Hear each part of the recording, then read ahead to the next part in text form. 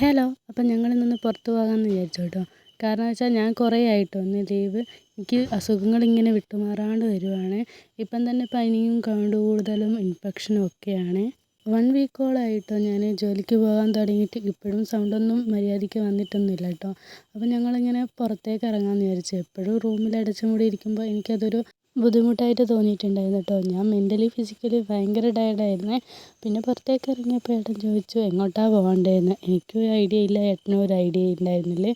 പിന്നെ ഞങ്ങൾ വിചാരിച്ചെന്നാൽ മുടിക്കൽ പാലം വരെ ഒന്ന് പോയിട്ട് വരാം, കുറച്ച് ദൂരം ഉണ്ട് കേട്ടോ. എന്നാലും ഞങ്ങൾ പോയേ. അവിടെ എന്താ കാണാനുള്ളതെന്ന് വെച്ചാൽ പ്രത്യേകിച്ചൊന്നുമില്ല കേട്ടോ. കുറേ തട്ടുകടകളും പുഴയും അങ്ങനെ കുറച്ച് കാഴ്ചകൾ മാത്രമേ കേട്ടോ കാണാനുണ്ടായിരുന്നുള്ളൂ. എന്നാലും അത്യാവശ്യത്തിന് തിരക്കും കാര്യങ്ങളൊക്കെ ഉണ്ടായിരുന്നേ.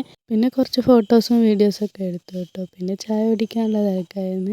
എനിക്ക് പനി ആയതുകൊണ്ട് അതിങ്ങനെ ടേസ്റ്റും കാര്യങ്ങളൊന്നും അറിഞ്ഞിട്ടുണ്ടായിരുന്നില്ല. ഏട്ടൻ 2 വടയാണ് മേടിച്ചത്. ഞാൻ പിന്നെ മക്രോണി മിക്സ് ആട്ടോ മേടിച്ചത്. കുഴപ്പമുണ്ടായിരുന്നില്ല.